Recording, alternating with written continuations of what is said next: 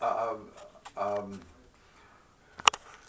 by Columbus of this new world and this shifting then of the commercial world, the maritime, I'm talking about the maritime commercial world, from Venice, the families that long established, one of the families that was established in Venice preeminently, and remember it was an oligarchical system. It was a money elite that ran Venice, and so that one of the families was the Cecil family.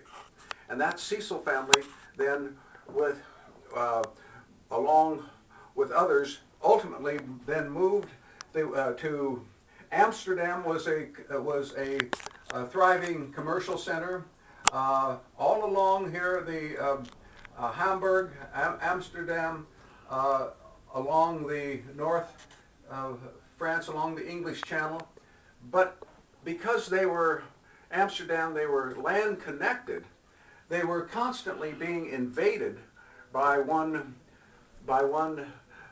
tribe after another, and they learned the lessons of Crete and the others, and they then moved to London. And there was to protect the commerce, they developed what they called the Hanseatic League. And the Hanseatic League were all of these towns that were around the Channel, the Baltic, and the North Sea, that they came together for mutual protection against pirates. That was their main purpose. But they cleared river channels, and they did all these other things to promote the commercial activity of the region. But it was still very much pirate infested until about 1300, 1400. They were able to ultimately clear the enough so that commerce could expand. And about 1300, the ships, before 1300, because they didn't have the technology, the commerce was carried on by fairs and this kind of thing. But with the ability with ships to make it through the straits here and up into this area, then that and the demand created by the Crusades for goods and mercenaries, it improved in England, but it was still a very fluid situation. Philip, when Columbus found the New World, he then became the powerhouse, because they were basically looting all the gold out of Central and South America. Spain was, and England was basically a pirate's cove.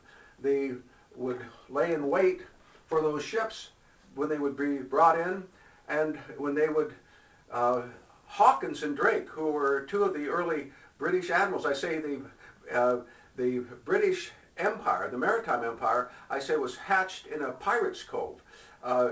Drake and Hawkins were what they call privateers. They would go out and they would loot these Spanish galleons and blow them up, shoot this and then they would capture the ship, and they would take the ship into London, and there would be wild merrymaking in the streets and all of this celebration. And the Queen would go on board and have dinner with Hawkins and Drake, the pirates, and she would get her cut. She, in one of these histories I'm reading, that they looted when Hawkins and Drake came to North America. They looted down in Florida. She got, out of 600,000 pounds, the Queen got 250,000 pounds. So she was the Queen and the state were right with this maritime expansion. And that maritime expansion started by Queen Elizabeth in 1588, when she defeated when her troops defeated the Spanish Armada. That was then the changing point, where England then became the predominant sea power of the world, and he who controls the seas, controls all the commerce that's on it, and who controls the commerce controls the people. So that's been the history of England. But just to give a flavor for England at this time, this was just before they talked about the Great Rebellion. And the Great Rebellion was when Cromwell came to power and Charles lost his head. Now, let me, just for a moment here,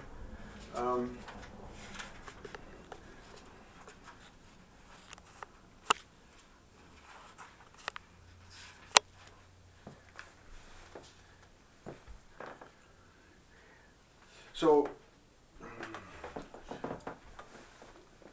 in the Elizabethan, in this Elizabethan period that they speak so highly of, it says, not in England's memory had the gap been so wide between rich and poor. The laborer's services sank to the worst scale of remuneration during the first half of the 17th century, for the price of food increased while wages remained stationary. All of these,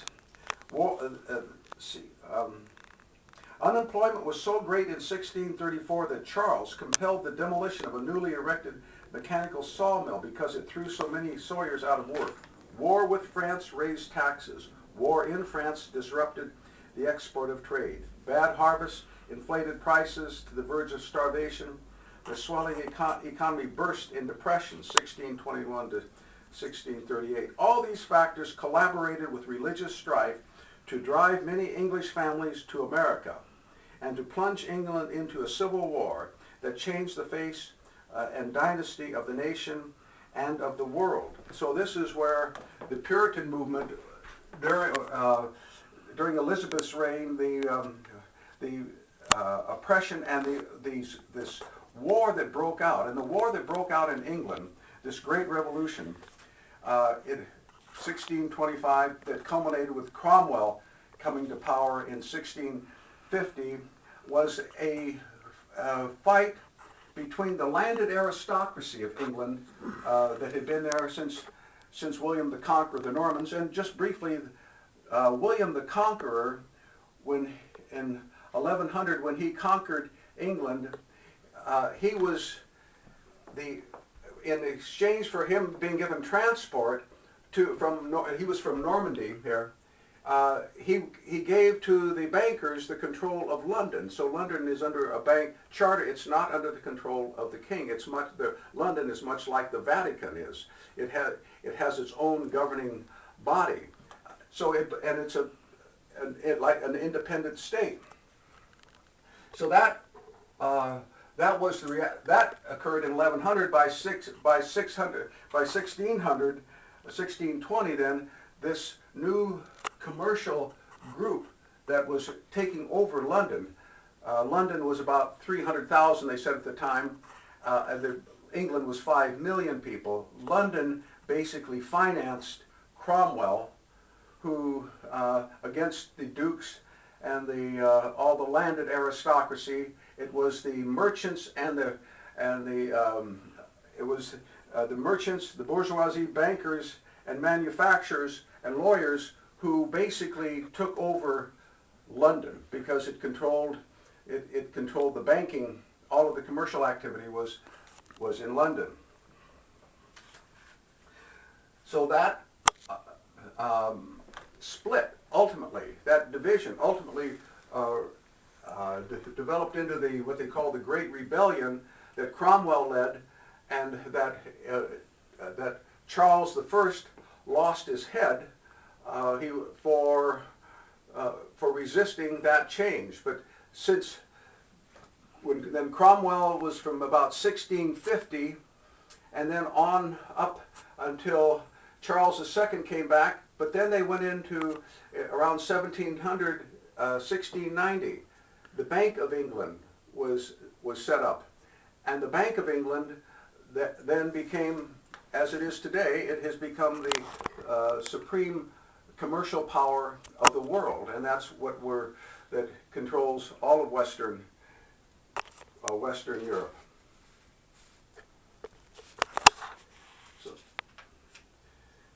So that takes us up to the time of 1700. At that time, there was they went into Hamburg, and they got George I to become he was a German. He didn't speak any English at all, but he came over to England as the sovereign, and then during this time, the colonies over here in America, New York, Philadelphia, New York was founded as a Dutch colony. It was called New Amsterdam. But in 1650, when Cromwell developed their naval powers again, that was one of the wars that they had. They had a war with the Dutch, and they took over all of the Dutch's. They took over New York and the Dutch colonies there. And then the wars broke out, the Williams Wars between England and France. And they're fighting just like Genoa and some of these ancient cities did, Venice and Genoa, fighting like cats and dogs over the commerce of this new land of America and Canada. And the British defeated the French in Canada. We defeated them here in the United States, but all of they spread all around the world, the British Empire. As they said, the sun never sets on the British Empire. This is, you can see, if you can see this, these are here's England, here. And you see all of these lines around here. These are Drake and these other British pirate admirals that are circumnavigating the globe, setting up, taking over wherever they go. That's what they do. They take over militarily. They set up military posts, and that protects the commerce then that is conducted near that military post. Because wherever you have commerce, you have to have military protection, because someone's always trying to obviously loot it. So that period then brings us really the wars that went on then here in Canada. They had the French Indian Wars, then the French British Wars of 1756. George Washington was an officer in the British Army in those French Canadian wars that were then going, because we were a colony, and so they would so all of our young men then served in the British Army, because that was they were British subjects. And so I wanted to, and that if you look at the Britain today, the extent of its empire over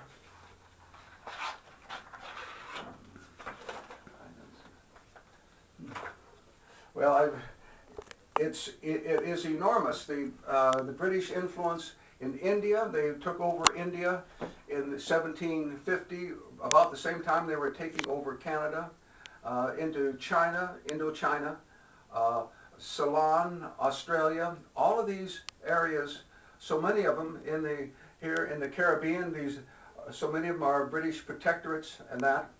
So that's basically the world that we live in today. It is basically the British. They said that the sun never sets on the British Empire, and that's really what has happened. Is that we're all basically in this single commercial world that has been controlled out of London. So and then how to deal with that is what we're up to now.